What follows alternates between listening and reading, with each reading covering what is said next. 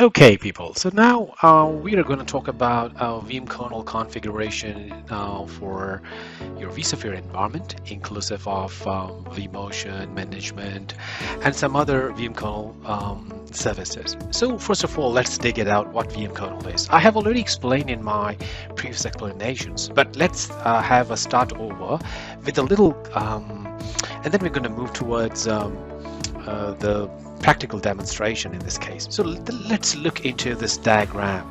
In this diagram that you can see here, it's a box that is actually considered to be the resources within this physical computer system, which is your physical server. On top of it, we have got the ESXi host. Now this ESXi host is having its virtual switch, which could be virtual standard or distributed switch with the existence of vCenter server. This virtual switch has got its specific port that is dealing with system traffic. All the vMkernel traffic is considered to be the system traffic generated by ESXi host for a particular purpose. That traffic mainly is for the management traffic, which means you're going to access the ESXi host interface.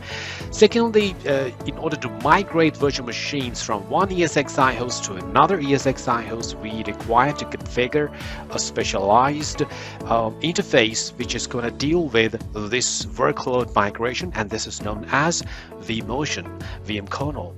Similarly, we can configure storage of vMkernels which are going to deal with storage relevant traffic that goes into the ESXi host or comes out of the ESXi host for the storages.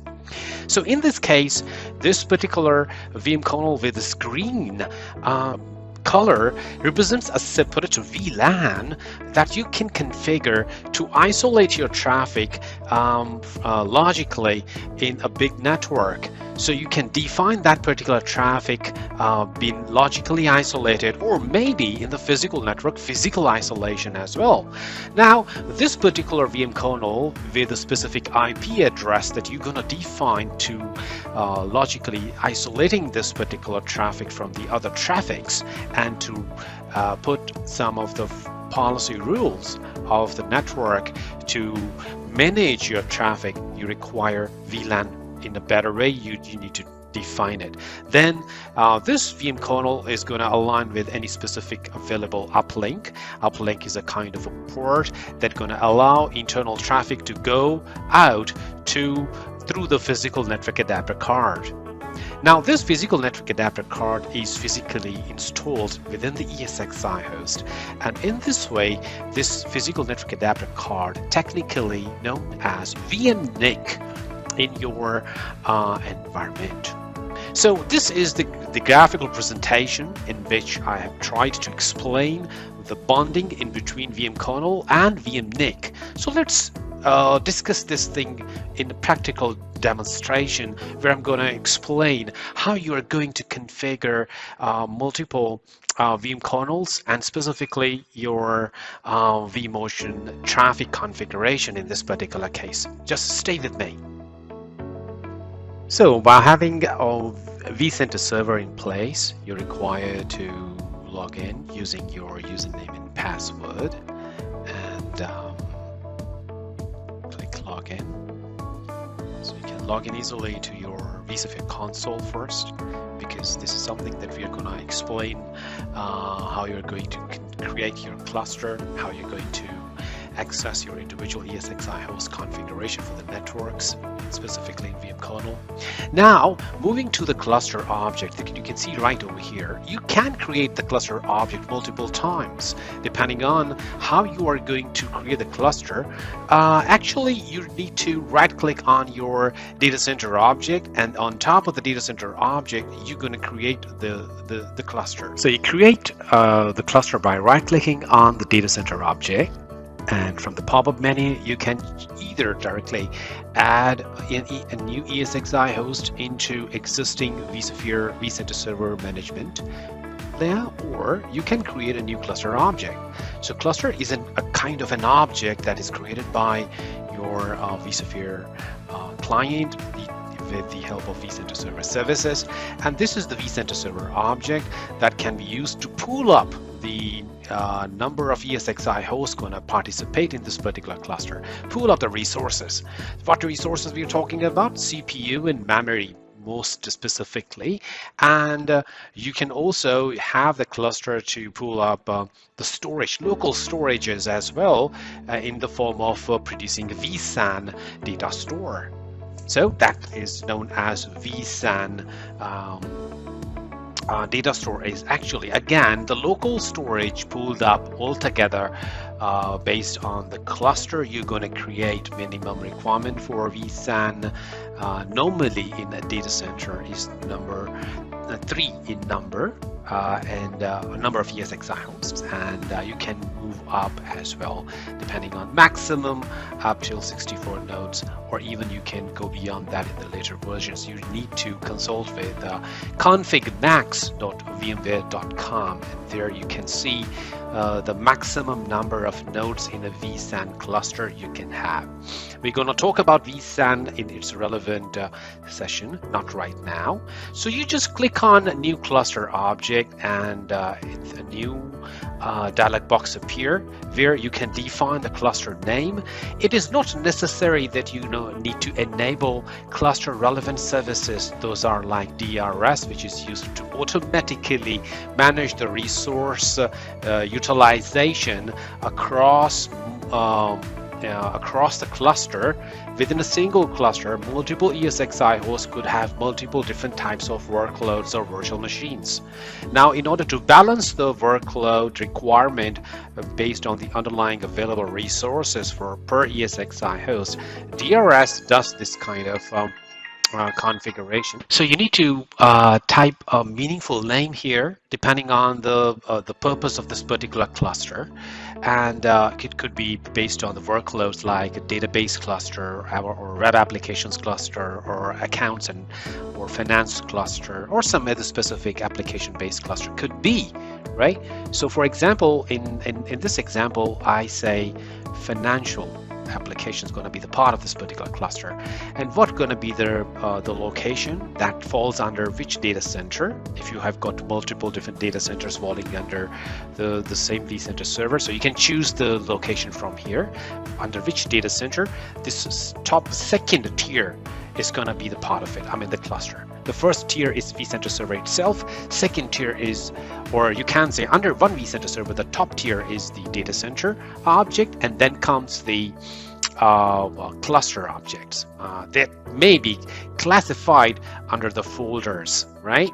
Then you can enable right over here, or you can enable these services later on as well. I'm going to show you how you're going to enable later on on the topic when we're going to talk about DRS. And similarly, vSphere HA and vSAN you can enable right away, or you can do it later on. If you scroll down a little bit, down there, so we always recommend, VMware always recommend that the cluster should have identical hardware. I mean the number of ESXi hosts with their common hardware configuration, which is going to help you in managing those number of ESXi hosts in a good position. If you have got a heterogeneous environment in which you have got 10 years old ESXi host, then the latest host will be the part of the same cluster. So it's going to be difficult for you to manage because of the changes in the CPU generation, as well as the hardware that has been configured within the older ESXi hosts or the newer ESXi hosts. So it is always recommended to have a common type of hardware per cluster. So keeping that point in mind, we can choose the upgrades of the cluster. Those are holding up multiple number of ESXi hosts with the common vSphere versions, makes, and models. Or you can use manage configuration at a cluster level, and at separate with a separate number with the separate images of the vSphere, right? Otherwise, you can go with the default one, which is all the hosts going to have the common single ESXi host version, make, and model of hardware. It's going to have the common vSphere versions in this particular case, right? So you can compose new images out of it. You can import the images those have already been prepared by you in this particular case if you go with the import image, right? and then you just click next, and here you're going to see that which version of the ESXi host that is commonly used. So you can see here the major release along with the minor releases and the build numbers. You click on this list and you're going to see the huge list of the builds those have been released by VMware for the different vSphere versions, like version 8, version 7, and if I just move down, so you can see quite a big list of minor releases as well as the bigger releases, version 8 and 7. So for example, considering that I have got the common version 8.0 update 3 with the build this build number, so all of my hardware is compatible with this build number, and all of the ESXi hosts going to have the common version. That is something part of your cluster. And if you got specific hardware vendor, like you chosen the cluster for same make and model from Dell EMC or from IBM or from HP Hewlett Packard, so depending on what hardware you are choosing to their relevant hardware versions, you can see here and you can choose your specific server make and model here. If you don't know, keep this thing none and click on next, and this is the list that gonna hold on the vSphere version is considered to be composed manually, and you click finish. So in this case, a new cluster is going to be created that falls under this particular data center object, and let it be created first, because you can see it is in a circle, which means it's going to be refreshed soon, and you're going to see the tasks been processed here. I can actually make it a big extended one, so you can see here that the cluster is created, task is completed, and you're going to see here, let me just make it a bit bigger one, and you're going to see the fin cluster is created.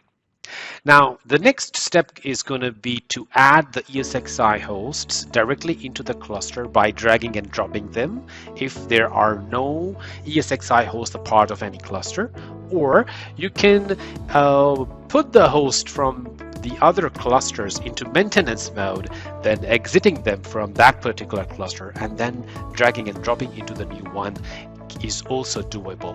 So dragging and dropping can also be the part of it, just like you can see here that this particular cluster is in available and it is connected, you can see.